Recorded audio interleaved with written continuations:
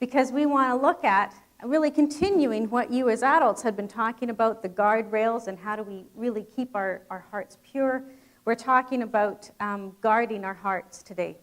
In Proverbs 4:23, it says, above all else, guard your hearts, for everything you do flows from it. Now, when we say heart, we sometimes think, I love you with all my heart. We think we're maybe just talking about our emotions. But when we're talking about heart here, and as we see the word heart throughout the Bible, we really see that it is us mentally, it is us spiritually, it is us morally, it's our decisions, our will, our conscience, even our allegiance, that when it talks about above all else guarding our heart, it's actually talking about guarding the essence of who we actually are, the very being of who we are. Now, for some of you kids, I don't know if you're protective of the things in your room. Have you ever asked mom or dad, don't let my brother in my room, or don't let my sister in my room? Does that ever happen for some of you guys? Well, you know what? If you guys do that, I know that likely within your room, there's something that's of value to you. There's some things in there that you want to protect because they're valuable to you. They might be toys that you like, or a CD player you don't want damaged, or something you think might even get stolen.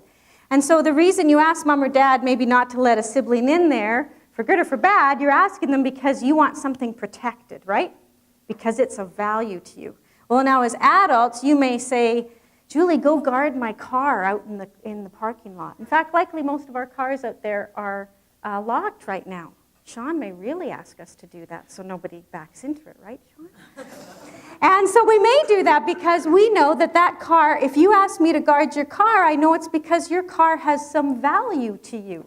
I know, and also then I know that you think there's some danger, that maybe somebody will run into it. Maybe someone will slash the tires. Maybe someone will try to break in and steal your car or do some damage to the things that are in your car.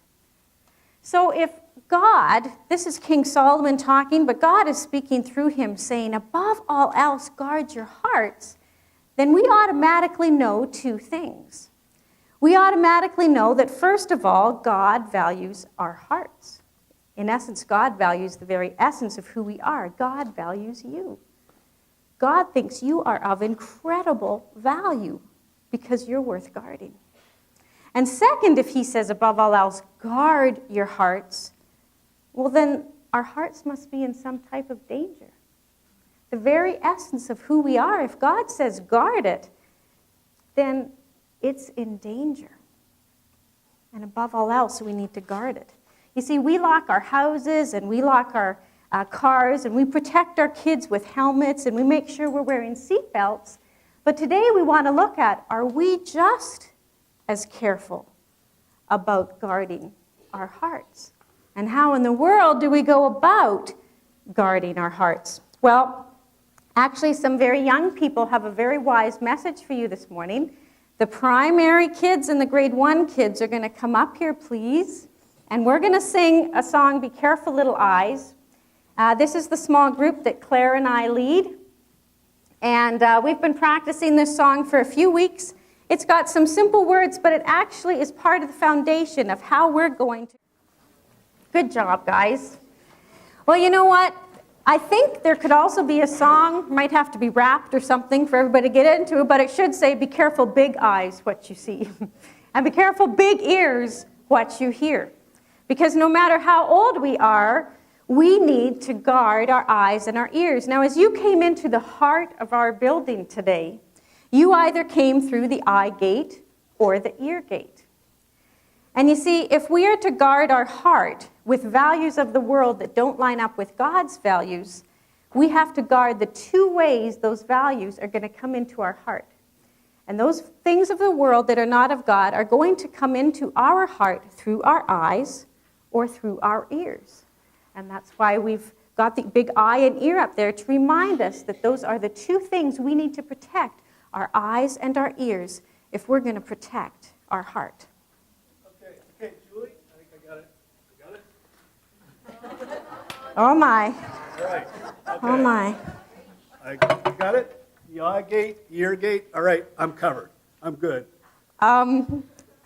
Well, he did protect his eyes and his ears, didn't he? Mr. Keith has come again to help us understand things, but I think you didn't let me totally finish, I guess, because as much as God does want you to physically take care of your ears and your eyes, that's not really what I was talking about. What? What I was talking about Okay, yeah. was that we really need to be careful what we look at through our eyes, and we need to be careful what we listen to through our ears. So these will protect my eyes. Yeah. These will protect my ears, but they don't necessarily protect what goes into my eyes or what I see Exactly. or what I hear. Exactly. That's exactly right. And so therefore, those things won't guard your heart. Yeah. Okay. So you see, God has given us some more guide. Maybe take it off. There we go. God has given us some guardrails so we can be careful about what we look at and what we listen to. In Proverbs 4:20, he says, "Pay attention to what I say," meaning what God's words are, "and turn your ear to my words." In the Psalms, he also says a couple of things, well, many things about our eyes, but one of them, in Psalm 101, verse 3, he says, "I will set before my eyes no vile thing." And in Psalm 119, 37, he says, "Turn my eyes away from worthless things." Okay, so these will protect my eyes and my ears from like loud noise or sharp objects coming at me. Yep. But they won't protect me against bad things being said or bad things that I look at. But Yeah. okay, but what's vile? What's vile? What's- Well, What's really that? yucky. So if we're going to protect our heart from vile things or really yucky things, that means maybe we're watching TV and we notice, ooh, these guys are being really rude to each other and they're doing mean things and they're really being violent. If we're going to protect our heart and being careful what we look at, we may decide we're going to shut that show off. So to protect my eyes and my ears, what I really need to do is like listen to God's word Exactly. and then only like look at good things and listen to good things. Yeah, because we don't really want to be allowing a bunch of junk to be getting into our heart.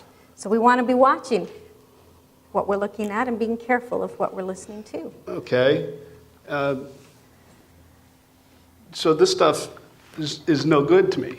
That's right. Unless you're in a place with a really loud noise, and God does want your ears to be okay, but not for what we're talking about guarding our heart. Okay, but you know what? Sometimes when I'm out, like at work or playing, or you know what, I hear bad things. And you know what? Sometimes I even see bad things. Yeah. So how do I protect myself against that? Well, there are some things that we're not going to be able to protect our eyes and ears from, but you know what? There's a lot more we can protect it from than we think. For example, maybe we are in the playground and we're hearing those bad words. We can either ask them to stop, ask the other kids to stop, or we could go away from where we're hearing those things. Or maybe we're in the lineup with mom or dad, or maybe we are the mom or the dad and the adult, and we see magazines that have people that are inappropriately dressed. We can choose to move our eyes from that to guard and protect our heart. Wow. So it's like what goes in, what we take in through our eyes and our ears is kind of how we're going to feel on the inside? Yeah, it's going to be like, that's kind of going to be what comes out, maybe in our actions, in our words, is what we have been bringing into our heart. Wow. Yeah. So you know what? I know somebody that has actually studied this kind of stuff. You always know somebody. I know somebody. Yeah? And I'm going to go find him. On a Sunday? Wait, he's always close by. Okay, well, okay, that sounds good. Dr. Von Hartgard. Dr. Von Hartgard. I'm going to go find him right now. Okay, you go find him. And while you do that, we are actually going to see another way that we can be careful about how we are going to guard our heart. So we wouldn't feed our children garbage physically, and we wouldn't feed ourselves garbage except for the occasional junk food that we allow ourselves likely. And we're pretty vigilant about making sure they have those veggies and they have the fruit and they have all that. And we're pretty intentional about what we are feeding our children and what we're feeding ourselves physically. Are we being that intentional about them spiritually and about guarding their hearts? One statistic I read, wouldn't be me if I didn't do this, right? One statistic said that by the time children are 12, just younger than Monica, about Monica's age, they will have watched 8,000 murders on TV. That's pretty yucky. There's a lot of yucky stuff. And yeah, are we guarding their hearts above all else? Are we guarding them above all else? You must be Dr. Von Hartgard? Very nice to meet you. Mr. Keith said you were looking for a doctor. Yeah, I You're didn't not feeling very well? There's a little upset belly, I don't know what. No, I'm fine. You okay? We were just talking about our hearts, though, but not physical Okay. beat heart, but more guarding our spiritual. Okay, is that why you have the fish and the steak up there? Well, I hope my husband guarded his ears since he made them, but those are really supposed to be eyes, and our eyes and our ears are ways that things get into our heart and can damage our heart. That's what we've been talking about. Oh, but what goes in, what garbage goes in, garbage comes out type thing? Yeah, I understand. That is exactly. I study this. I come from the Institute of Hartgard. Okay, of Hartgard. Well, you would know then that happens. If we put junk in, we often get junk coming out. So you'd like me to do a demonstration on this garbage in, garbage out type I don't know. thing? Do you think the kids would like to see some kind of demonstration of something? Very good, very good. Okay. Okay. Well, first we need to go to the owner's manual to Yes. see what the owner of us says about this whole thing. I So agree. can we bring that up? Philippians 4:8. Okay. Philippians 4:8 says, "Finally, brothers, whatever is true, whatever is noble, whatever is right, whatever is pure, whatever is lovely, whatever is admirable, if anything is excellent or praiseworthy, think about these things." That's a great list, Dr. Van Hartgard, of just really wonderful things to be filling our heart with. Well, it is, and this is from the maker. It is. So from this God is himself. he's saying this is good for the machinery. It is. Right? Exactly. Okay, now let's take a look at this. Okay, absolutely. So here we have a simple diagram of Mr. Rob. Okay? So Okay. here now, okay? Now he sees the vile things here, okay, and evil things out here, okay? And all these things, they go in through the eyes, right? Or they can go in through the ears, and they all go down and then through the tube here and into the heart. And when these bad things get into the heart, then it makes the heart all black and icky and yucky and all this stuff. But that doesn't just stay down there. What happens is what goes in has to come back out. So all this icky, evil stuff, it comes back out, and it goes out the mouth like this, and Our actions, our words. It's Yeah. bad. It's bad. It's bad. It's not good at all. No. Okay? So No. you understand? Easy to understand. Okay, now let's look at Mr. Rob here on a good day. Okay. Okay? So now he's looking at good things, okay? And his beautiful things, okay? Bow things, all right? Okay, all these things he's looking at are very good, very good. Okay, and they're going in through the eyes, and he's listening to good stuff, okay? He's listening to Miss Julie sing and good songs and this type thing. And they all go down and they go into the heart, and they fill the heart up with good and nice and pleasant things. Okay? You understand? It's easy to understand. Okay, then what happens? What happens? All the good stuff, all the goody stuff down here, it comes out, and it comes out the mouth, see? And it comes out, and everybody else hears good and pleasant things. Wow. Very good? You understand? That's an excellent illustration. All right. Well, thank it you. is good. It is good. It Okay. is good. Now you understand it all? So kind of garbage in, garbage out, good in, good comes out. Very good. Ultimately. Okay, now I cannot just do demonstration, like this. This is boring stuff. Okay, let's get to the good stuff. I brought a little laboratory along with me to show you. Okay. You are quite amazing, okay. I that set it up sounds while you good. were talking there. I don't know if anybody noticed. Okay. I'm pretty good at this stuff. Okay. So Yeah. we'll get this out of the way.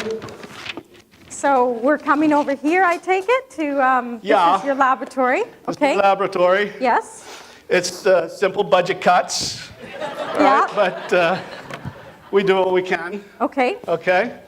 All right? But first off, I need lab assistance. You cannot operate without lab assistance. Lab assistant.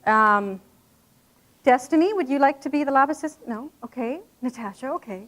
Hello? Hello? I'm just talking to see if anybody else is there. Okay. This is Natasha. Natasha? Dr. Van Hartgaard. Okay. Now you look like me. There we Okay, go. almost. You need these. All righty. There you go. All right. You need Okay. to protect the eye. All right. You can't? Okay, Julie. No, Julie can't wear those either. Okay, we'll just leave them there. Okay. All right. Now, we're doing a series of garbage in, garbage out. So we have two Mixomatic 500s.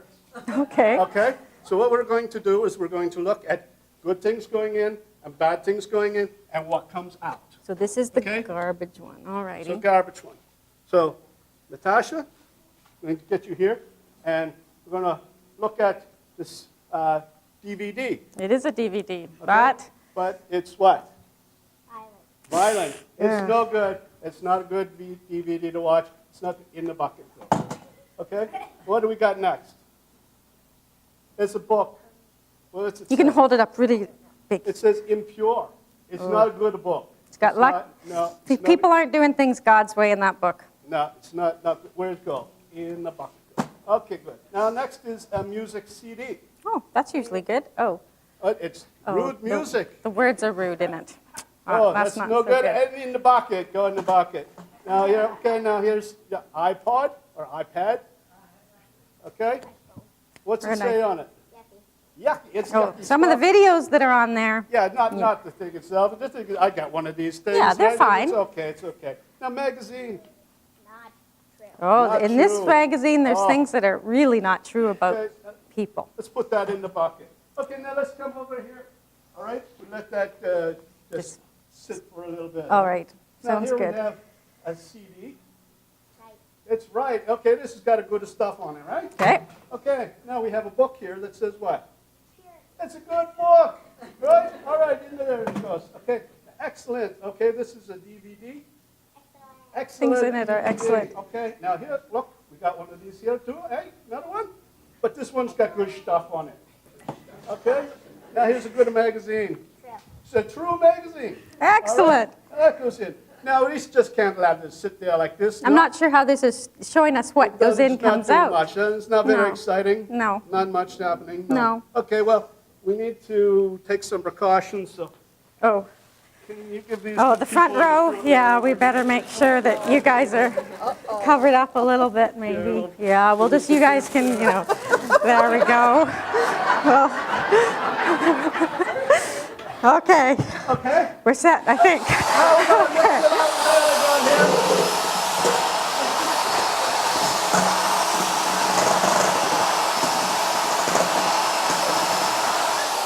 All right, okay.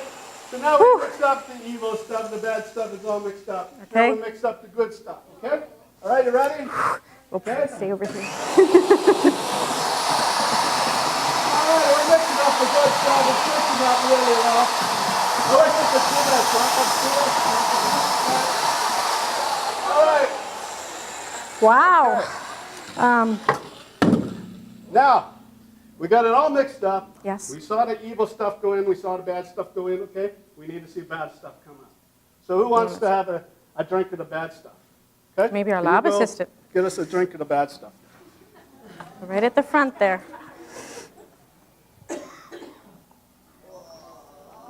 Maybe hold it up for everybody there, Natasha. Oh, bad stuff in, and yeah, that's what's ready to come out of our mouth and our actions is some pretty sludgy, yucky. You know what? This Stuff. isn't the coffee from over there. It doesn't. Do you want to drink some? Anybody want a drink? Yeah? No. Cliff, you want a drink? Okay. Okay. Now we Well, mixed up the other stuff over here, okay? So let's pour that out and see what we got here.